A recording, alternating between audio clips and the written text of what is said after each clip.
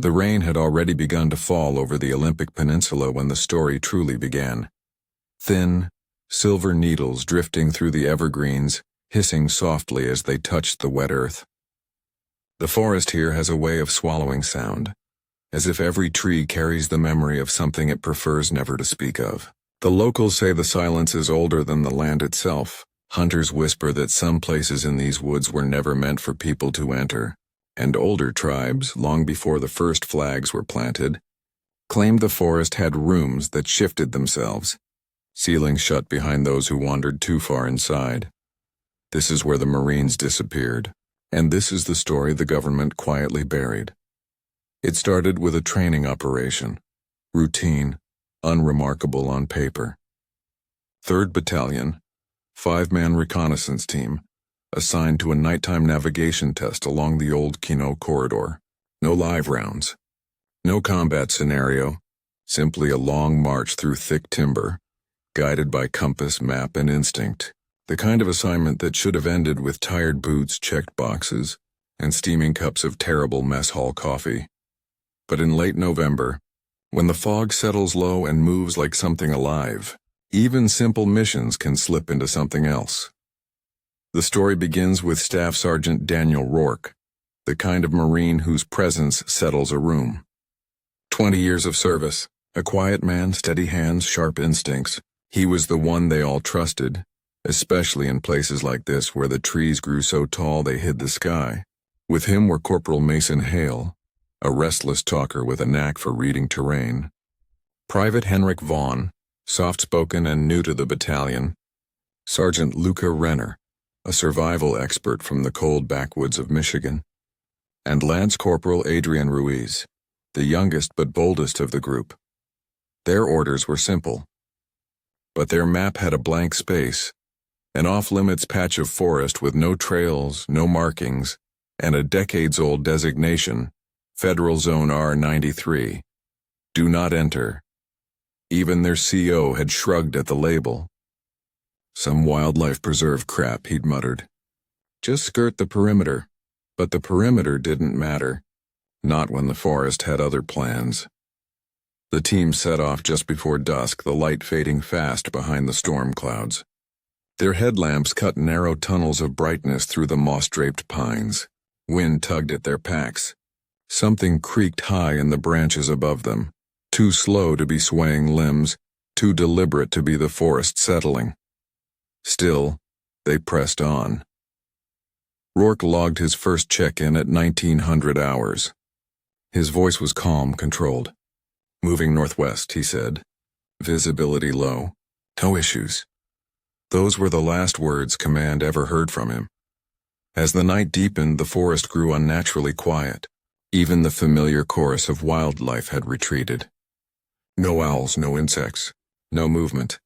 Only the steady patter of rain and the sound of their own boots sinking into moss.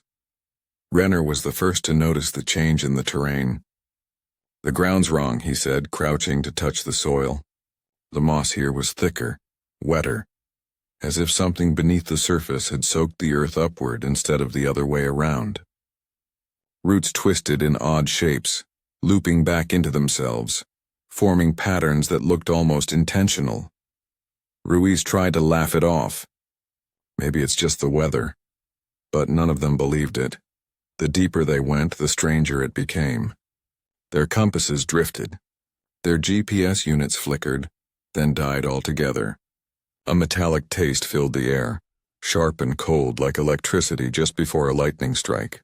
The old-growth trees began to lean at unnatural angles, forming grotesque archways that beckoned them forward. And somewhere beyond those warped trunks, something moved. It wasn't an animal, not one they recognized. The sound was too slow, too heavy, too controlled, as if whatever was out there knew how to stay just far enough that the Marines could never catch sight of it, but close enough that they always felt watched. When the fog rolled in, thick and unnervingly warm, their world shrank to only a few feet of visibility. That's when Hale swore he saw a figure standing just inside the tree line, a tall, thin silhouette with shoulders too narrow, head tilted slightly as if listening. But when Renner rushed toward it, It dissolved into the mist. By 22:10 hours, the Marines had unintentionally crossed into Zone R93, and the forest welcomed them like a mouth closing around prey. Hours passed with no further communication. Back at base, radio operators reported flashes of interference, sharp bursts of static punctuated by faint voices. Not quite words. Not quite human. Analysts dismissed it as atmospheric distortion from the storm. But one technician, working alone in the comms room, swore he heard something buried inside the static. "Stay. Out. No more. Leave." Yet the message was never recorded. Moments later, the interference stopped entirely. Inside R93, the Marines began to unravel. Their lights flickered. Their batteries drained in minutes. Shapes shifted in the fog. Vaughn said he heard whispers beneath the rain, voices speaking in languages he couldn't name. Ruiz claimed he felt breath on the back of his neck even though no one was standing behind him. Renner found claw marks on the trunks, deep and fresh, though no known predator in the region had claws spaced that widely. By midnight, their panic had set in. Rourke tried to keep order, keep their formation tight, keep everyone moving. But the forest seemed to twist the moment they took their eyes off it. Landmarks vanishing, trails looping back on themselves, trees repositioning like living walls. Then came the scream. It cut through the rain, high, sharp, and human. Hale broke formation, shouting Vaughn's name, sprinting toward the sound despite Rourke's command to hold position. They followed, crashing through underbrush, boots slamming into soft earth. But the scream ended too quickly. Cut off mid-breath, as if a hand had closed over a mouth, or something else had swallowed it whole. They found Vaughn's rifle. They found his helmet. They found his footprints leading deeper into the restricted zone, but they never found Vaughn. Fear became a living thing inside each Marine's chest. The forest felt alive now, breathing with them, waiting, watching.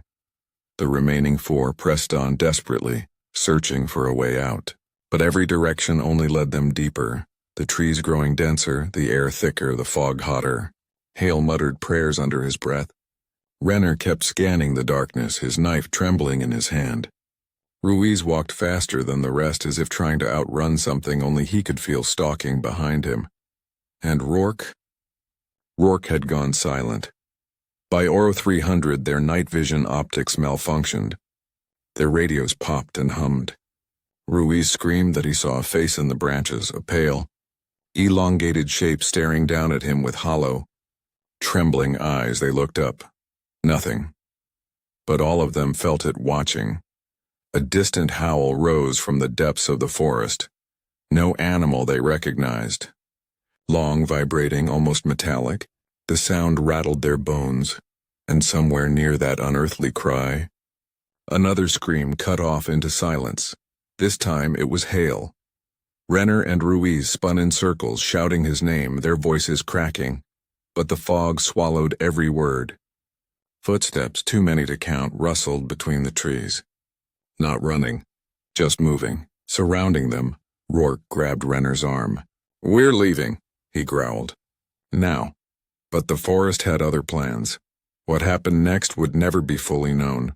Satellite trackers showed the 3 remaining Marines looping through the same 100-yard circle for nearly an hour, their movements frantic and disorganized. Heat signatures flared around them, tall, thin, shifting shapes that disappeared whenever sensors tried to focus. By dawn, all 3 vanished from surveillance, no bodies, no gear. No tracks, only silence. The official search lasted 12 days. The unofficial search lasted much longer. They found damaged trees, scraps of fabric, abandoned equipment, but nothing human. Locals still talk about the screams they heard during those nights, echoing from deep inside the restricted zone. They talk about shadows moving in the fog and tall figures standing between the pines. The government sealed R93 after that. New fences, new warnings, new restrictions, but no explanation. And if you go deep enough into the Olympic forest today, some swear you can still hear boots trudging through the moss, Marines calling out to each other in voices tinged with fear. Others claim that the forest never lets go of what it takes. The Marines didn't simply disappear. They were kept, claimed, absorbed into the oldest secret those trees have carried for centuries. This is the story of the 5 men who entered a restricted forest in Washington state, and the forest that refused to let them leave. The storm that had soaked the forest through the night began to ease as the sun rose, its pale light pushing weakly through the canopy. But the morning did nothing to lift the suffocating weight that had settled over restricted zone R93. If anything, the daylight only revealed how wrong the forest truly was. Bird calls remained absent. The underbrush stood unnaturally still, as though holding its breath. And between the trunks and the places where fog still clung to the earth, faint movements played tricks on the eye, elongated shapes that vanished the moment one tried to focus. By the time the search teams arrived on scene, the forest had already swallowed the Marines whole. Lieutenant Michael Arlston led the first recovery unit through the perimeter at a 6:30 hours. He had worked search and rescue missions before, lost hikers, downed aircraft, missing hunters, but nothing had prepared him for the raw stillness of R93. His boots pressed into the moss, sinking deeper than normal as if the ground had softened in deliberate anticipation. The trees towered in silent ranks, their trunks dark and wet, their branches sagging heavily like mourners draped in funeral cloth. Arlston had read the final transmission logs. He knew that somewhere ahead 5 Marines had vanished in a matter of hours. He carried their names in his pocket, handwritten, folded into a squared sheet as if the act itself might anchor something real in a place that resisted reality. But the deeper his team went, the more it became clear that R93 was not simply a forest. It was an organism. The search dogs refused to step inside. Handlers tugged at the leashes. The dogs pulled back, whining, tails tucked between shaking legs. One German shepherd, trained for difficult conditions, sat abruptly, staring into the trees with the kind of fixed, trembling gaze dogs reserve for predators they cannot see. Arlston made the call to leave the animals behind. Inside the zone, radio contact degraded quickly. Voices dissolved into static, and even close-range comms suffered bursts of distortion. Some of the younger search members joked nervously about the area being cursed. Arlston didn't believe in curses. But he did believe in anomalies, and R93 was full of them. The first discovery came 30 minutes in. Lance Corporal Ruiz's hydration pack, hanging neatly on a branch 6 feet above the ground, as if placed there intentionally. No straps were torn, no claw marks, no sign of a struggle. Just the gear, clean, intact, and out of place. Nearby they found boot prints, but they weren't quite right. The spacing was off. Too far apart for a normal human stride. Too perfectly aligned, as if the forest floor had manufactured them rather than recorded them. Specialist Cole knelt beside one track, brushing the moss gently. "These are brand new," he whispered. "Fresh, but they led nowhere. They simply stopped. Above them something scraped across bark, slow, deliberate, dragging." The entire team froze, lifting their rifles skyward. The trees loomed, branches overlapping like grasping fingers, but there was no movement, no visible creature. Still, Arlston felt eyes on them. By midday, they found Hale's dog tags. The metal was warm, too warm for lying overnight on cold earth, and the chain was twisted as though something had pulled it taut and then let it go. Corporal Reeves found the next clue, deep gouges in the soil, like trenches carved by dragging heels.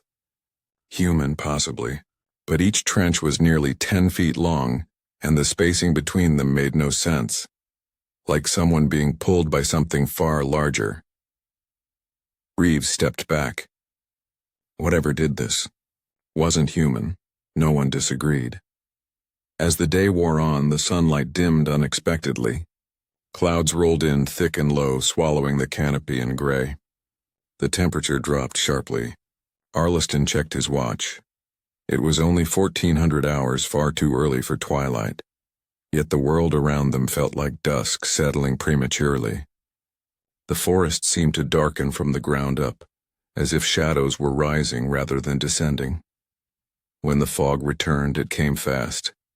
One moment visibility stretched dozens of yards. The next, the air condensed into a dense white wall. Voices grew muffled, shapes blurred. The world shrank once again, and the forest shifted. At least that's what several team members later claimed. Trees appeared where there had been clear space minutes before. Fallen logs moved. Paths rerouted themselves. Landmarks vanished. It was as if the forest rearranged its layout slowly, subtly, each time no one was directly watching. Arlston felt the hair on his arms rise. He ordered the team to tighten formation, but the fog pressed in, swallowing their outlines. He could see only vague silhouettes. Reeves to his left, Cole to his right. They moved slowly, step by cautious step. Then came the first scream. It didn't echo. Echoes don't behave that way in a forest. Instead, the sound felt close, right beside them, sharp, terrified, human. Did you hear that? Someone shouted. Arlston spun. Sound off. Who screamed? No one answered. Because the scream hadn't come from the team. It had come deeper inside. Arlston felt ice crawl down his spine. Stay together, he ordered. Stay. A second scream tore through the fog. This one was unmistakable, a Marine. A young voice. The team lurched forward, but Arlston raised a hand sharply. Hold! He strained to listen. Then, faint but clear, a voice cried out. Help. Please. Renner's voice. It had to be. He stepped forward before he could stop himself, gripping his rifle, heart pounding. For a split second, he saw a dark figure moving in the fog, a silhouette shaped like a man, stumbling, reaching out. Renner, Arlston shouted. Hold on, we're coming. The figure froze, its head twitched. Then it turned, slowly, too slowly. The fog swallowed it. Reeves cursed under his breath. Lieutenant, that wasn't... No man moves like that. Arlston didn't respond. He couldn't. Because deep down, beyond logic, beyond training, he knew it too. That wasn't Renner. But something wanted them to believe it was. He made the call. We're pulling back. Now. Mark this zone and fall out. But when they tried to retrace their route, the forest didn't allow it. Pathways closed behind them. Fallen limbs blocked their steps where nothing had been minutes before. The ground sloped in the wrong direction. And always, just barely out of sight, shadows moved with silent intention. By 1700 hours, Arlston's team radioed a single fragmented message. Unusual movement. Heat signatures. Unknown entities. Forest shifting. Request immediate extraction. After that, contact with the search team dissolved. Back at the perimeter command post, officers scrambled to raise them on every frequency. No response. Only static swelling and breaking like waves hitting distant shorelines. Then, in a moment that would later unsettle even the hardened technicians, the static cleared just long enough for a whisper, faint, trembling. Leave. The line died, and the forest waited. Inside R-93, night fell early. The fog thickened. The cold deepened. And one by one the search team vanished from scanners, their heat signatures dissolving into the fabric of the forest as though, absorbed. Arlston's last known position was recorded at 1743 hours, but no one ever found his remains. What happened inside that forest over the next 2 days would later be pieced together only through fragments, equipment logs, damaged cameras, scattered gear, and the final written pages of a team journal discovered in a hollowed cedar stump 20 yards from the deepest point of R-93. But those discoveries belong to the next part of this story, because the forest had not finished what it started, and the truth behind R-93, its origins, its legends, its ancient boundaries, was only beginning to surface. The journal was found 3 days after Arlston's team disappeared. It was discovered by accident, wedged inside a hollow cedar trunk, sealed behind a curtain of wet moss as if the forest itself had tried to hide it. The book was swollen from the rain, Its pages warped and stuck together, but the ink, miraculously, had not fully washed away. The writing inside belonged to Corporal Reeves, one of the last known members of the search team. Investigators would later argue over how the journal ended up there. Some believed Reeves left it intentionally, hoping anyone would find it. Others believed it was placed by something else, something that wanted the journal to be found. But not the man who wrote it. The first legible page began on what appeared to be the team's second night in the forest. We're not alone. That much is clear. The forest is moving, not metaphorically, physically. I'm writing to keep my mind anchored. Rourke's men, and now Arliston's team. I don't know how many of us are left. The investigators reading the journal noted how Reeves's handwriting changed over the course of the pages. It began steady and clean, straight lines, sharp letters. By the final entries, the words slanted sharply across the paper, the letters trembling as if written by someone who could barely hold the pen. But the earliest entries described what the official reports never would. The search team had encountered the same phenomenon. Rourke's Marines had shifting paths, unnatural silence, fog that moved with intention. But one line in particular stood out, written across the page with heavy pressure. We heard footsteps behind us, but no one was there. The footsteps stopped when we stopped. They followed when we moved. Reeves described a sound like breathing coming from between the trees. Slow, rhythmic, too deep for a human lung. He wrote that the fog sometimes parted just enough to reveal long shadows, tall, thin, unnaturally rigid. At one point he swore he saw a figure standing between two trees, watching them with a faint pulsing glow where eyes should have been. Reeves wasn't the only one. He recorded a conversation he overheard between two other team members. "Cole, something's out there." Ferris: "I know." Cole: "You saw it too."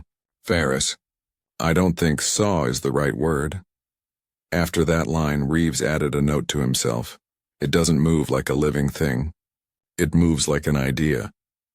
What Reeves meant by that would become clearer in later pages. But the journal also contained something unexpected, something that hinted at the origins of R-93. On one page, barely readable, Reeves wrote, "Found markings on trees, old, real old, not human. But someone or something wanted to keep people out." Lines crossed over circles. Branch symbols. Native?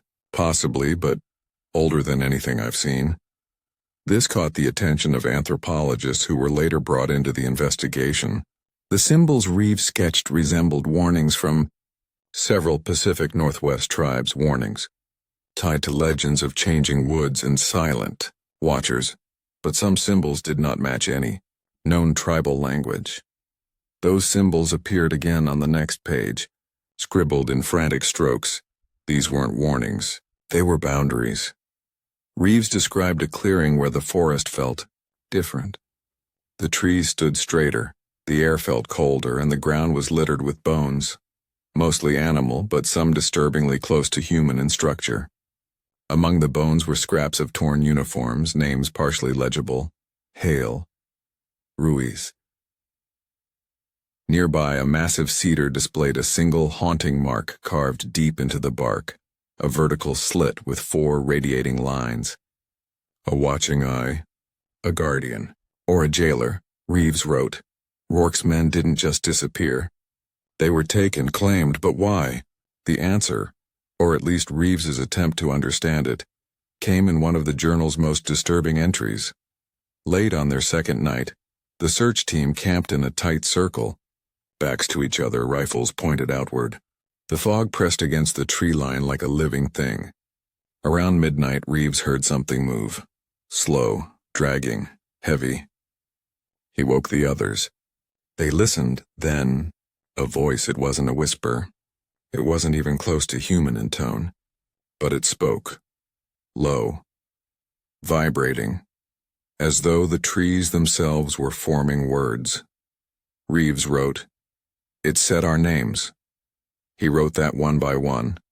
The creature, or whatever intelligence lurked inside the fog, repeated the names of Arlston's search team.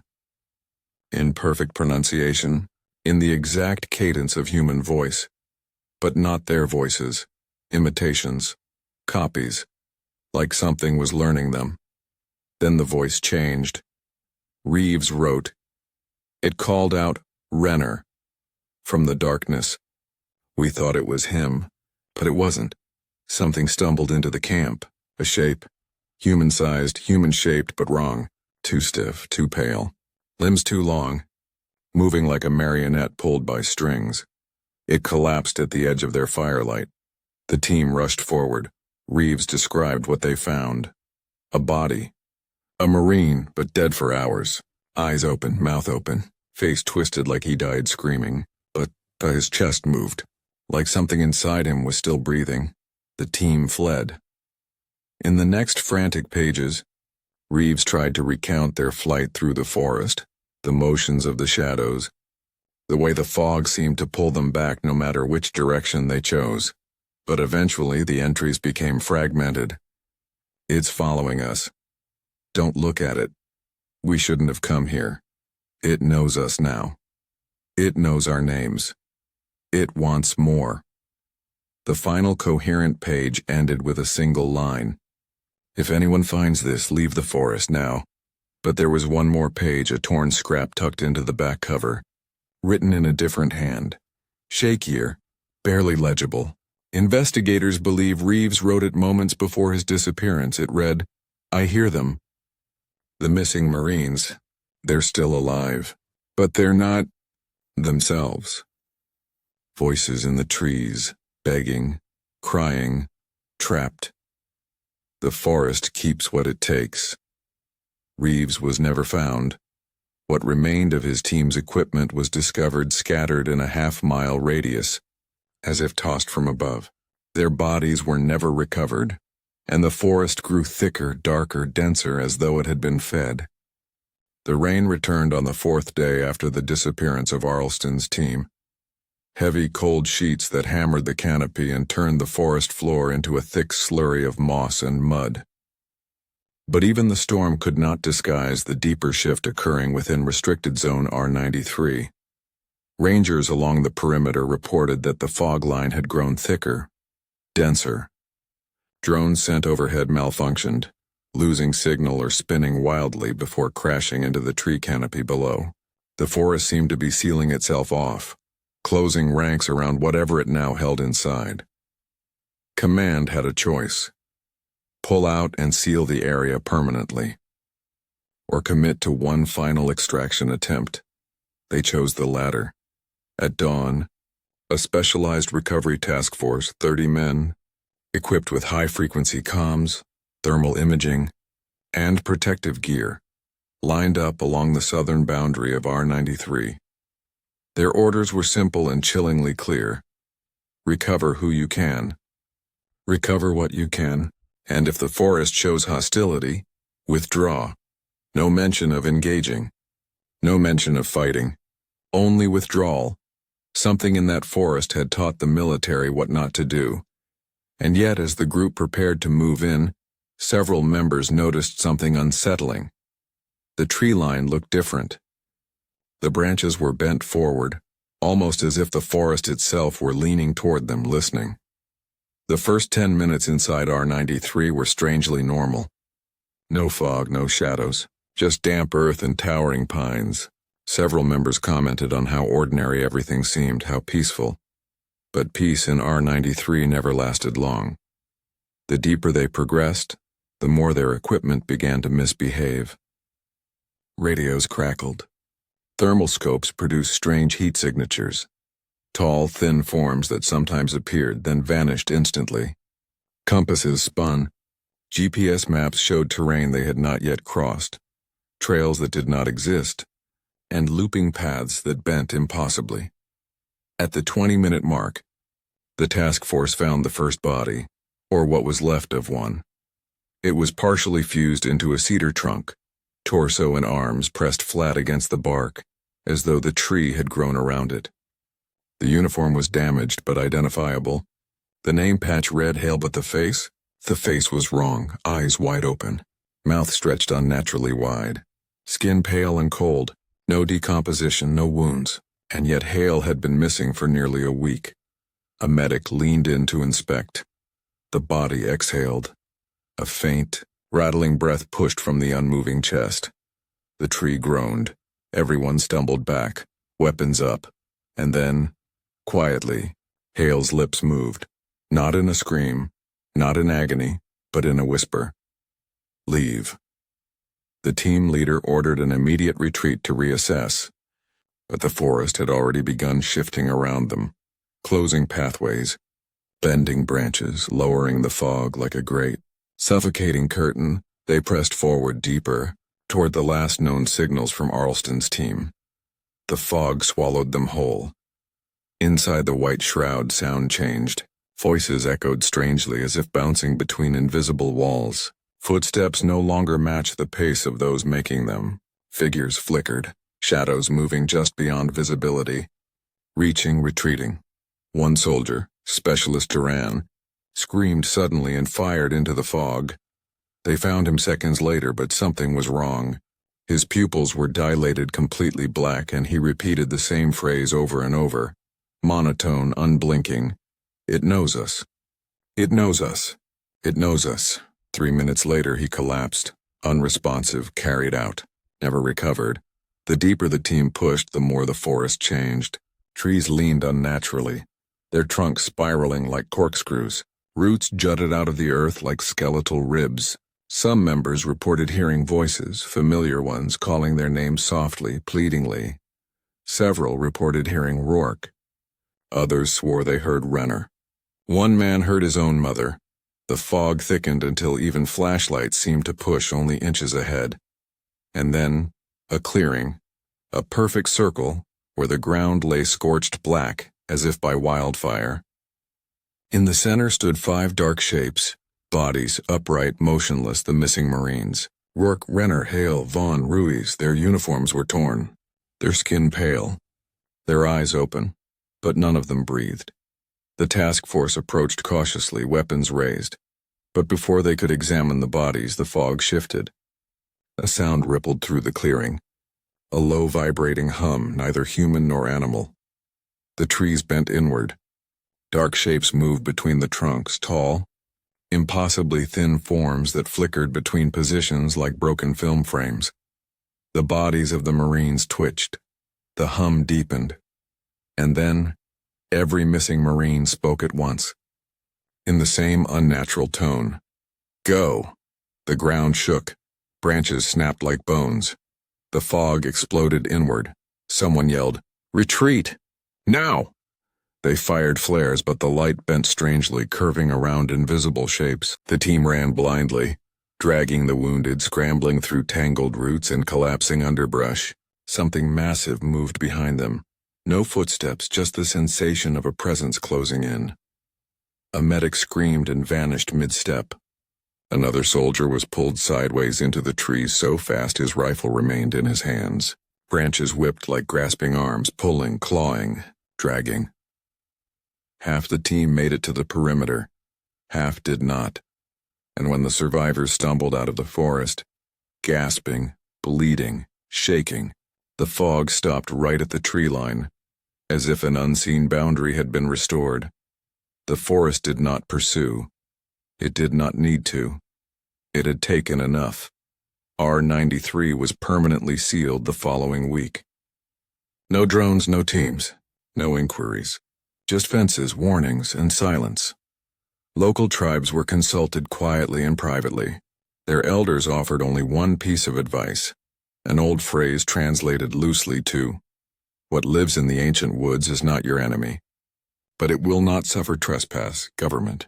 Documents now list R-93 as a wildlife hazard zone. Nothing more but the men who returned, the ones who still wake up, gasping in the night, tell a different story. One they can only whisper. The forest is alive. It remembers. It hungers, and it keeps what it takes. To this day, if you stand at the edge of R-93 during heavy fog, some say you can hear voices calling from deep inside the trees. Sometimes they sound like cries for help, sometimes like warnings, sometimes like echoes of men long dead, and sometimes, just sometimes, they call your name.